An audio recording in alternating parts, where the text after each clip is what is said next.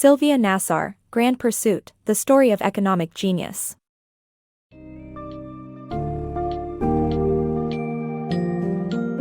Dive into the captivating world of economic genius in the book Le Grand Pursuit, The Story of Economic Genius by Sylvia Nasar.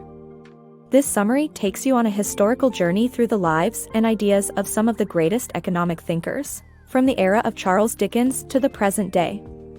Explore key developments and revolutionary concepts in economics such as the role of government, the welfare state, and the balancing of individual and societal interests. Discover how these economic masterminds work tirelessly to improve living conditions, eliminate poverty, and create equitable opportunities for all.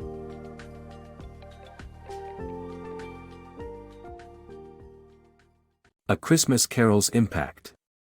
Charles Dickens' A Christmas Carol criticized English society's acceptance of poverty by portraying Ebenezer Scrooge's transformation from a miser to a philanthropist. This countered the belief that poverty resulted from overpopulation, as argued by Thomas Malthus. The English Poor Law of 1834 required people to enter a workhouse to receive aid. The Industrial Revolution led to economic growth, but also increased poverty and disease due to overcrowding.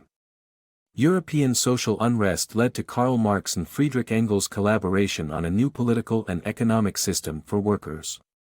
Henry Mayhew's 88-part exposé on London's poor living and working conditions contributed to the push for a new political economy. After A Christmas Carol's publication in 1843, the concept of Christmas as a time of generosity and compassion became widespread. Dickens' work provided a moral lesson and inspired social change, illustrating the power of literature to influence society. Lessons in Economics from Alfred Marshall. The book discusses Alfred Marshall, who is known as the father of modern economics. Marshall believed in empowering workers by improving their skills and productivity, which he believed would result in higher pay and better living conditions. In the late 19th century, England was gradually moving towards democracy, bringing working people into the electoral process. As a result, politicians had to take their interests into account. Economic thinkers of the time sought to understand how society could advance, making use of economics and science. One of these thinkers was Alfred Marshall, who studied political economy at a time when a financial panic had thrown millions into destitution after a decade of relative prosperity. Marshall believed that the reason poverty continued despite abundant resources was due to low productivity. Socialists blamed greedy business owners, while Malthus blamed the poor themselves. However, Marshall's view was that empowering workers by improving their skills and productivity would result in higher pay and better living conditions. He also recognized the untapped economic potential of women. Marshall spent much of his time doing fieldwork in factories and companies, which led him to marvel at Americans' readiness to move or change jobs to pursue opportunities, and at women's relative freedom. Principles of Economics, published in 1890, is Marshall's masterwork. It posits that competition forced businesses to become more productive, leading to higher pay for workers and greater profits for firms. According to Marshall, better pay allowed laborers to become businesses' customers, setting off a virtuous economic circle. In conclusion, Alfred Marshall's teachings are relevant today, especially in a time of economic uncertainty. His emphasis on empowering workers through training and education to improve their skills and productivity is still valid. His theory about how competition forces businesses to become more productive and benefits both workers and firms is equally applicable in modern times. Revolutionizing social welfare. Beatrice Potter Webb's efforts to establish economic reform in the 1800s together with her husband Sidney and their friend George Bernard Shaw, contributed to the foundations of the modern welfare system that we know today. As a member of the Fabian Society, Webb championed the idea of government intervention to counteract the societal and economic hardships of the poor. Her research among the poverty-stricken population provided an in-depth understanding of the matter, leading her to refute the common notion that poverty was a moral failure. Instead, she believed that it was the government's responsibility to address the issue. Her activism resulted in significant parliamentary proposals, including the introduction of unemployment and disability insurance, mandatory education, and the setting up of public works schemes. By fighting for national economic reforms, Webb, together with her husband, laid the foundation for the modern welfare state. America's economic ascent. At the turn of the 20th century, the U.S. economy shifted from agriculture to industry, propelled by the arrival of 8 million British and Irish immigrants. Yale economist, Irving Fisher, examined the role of money in an economy and coined the concept of money illusion. He advocated for state intervention to balance individual interests and societal good and criticized laissez-faire ideology, stressing the need for financial education. As a result of these efforts, American personal incomes soon matched those of Great Britain. Fisher's work highlights the importance of understanding the complexities of market dynamics, personal finance, and socio-economic objectives. Economic theories after World War I. The aftermath of World War I brought economic need and hardship, leading to social unrest and radical political movements. New economic theories emerged, including Joseph Schumpeter's view of economies as dynamic and evolutionary, and Friedrich von Hayek and John Maynard Keynes' differing worldviews on government intervention.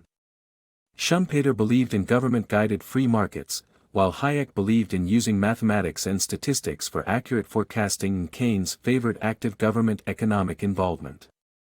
These theories shaped economic thought and policy for years to come. Economic ideas in the 1920s. The 1920s was a decade of experimentation and argumentation for emerging economic ideas in Europe and America. Keynes, Fisher, Schumpeter, and Hayek each had their unique perspective on the path to economic growth and stability. The 1920s proved to be a vital testing ground for economists and social observers. With Europe still dealing with the aftermath of war and socialism becoming a popular solution, the United States economy soared, despite minor setbacks. Fisher, who studied monetary policy and stock market returns, came up with concepts like productivity gains and portfolio diversification. He invented the Rolodex and was the first to link wages to inflation. Meanwhile, in Britain, Keynes wrote prolifically, honing his idea that the state should manage economic cycles' volatility and not worry too much about inequality. Schumpeter aimed to replace traditional, static economic theory with a more dynamic one, akin to Darwin's evolutionary biology.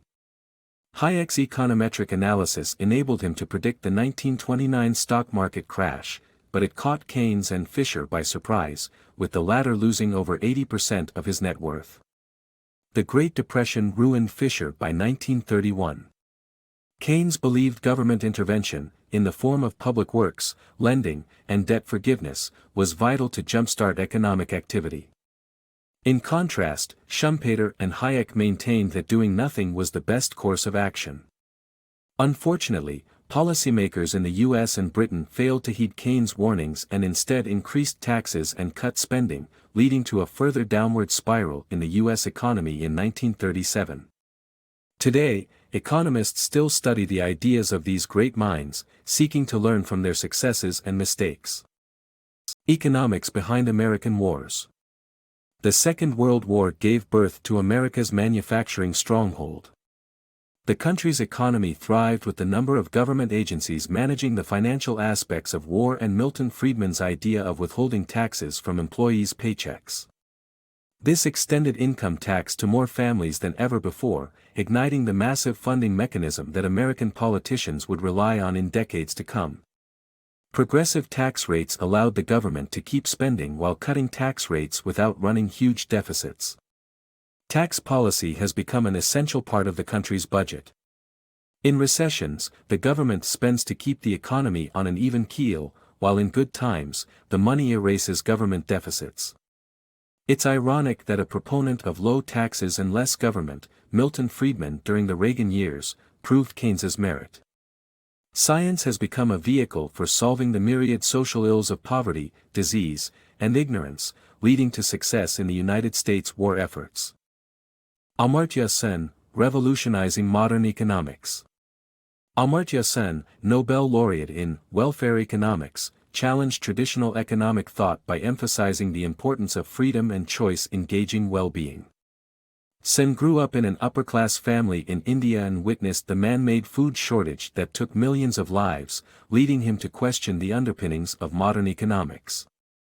He argues that gross domestic product is not a perfect measure of individuals' happiness and society's progress. Instead, extreme deprivation has a socio-political cost. He suggests that countries should carefully balance economic growth with democratic rule in a global society.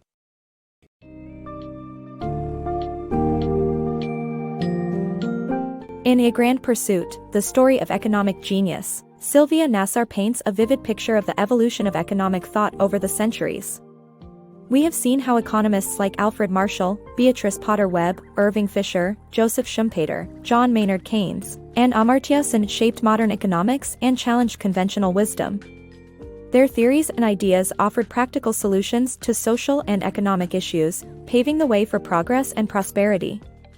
This summary highlights that economics, at its core, is not just about numbers. It is a relentless quest for better living conditions for everyone. Our understanding of economics must continually evolve as we strive to recognize and address the ever-changing challenges that societies face today and in the future.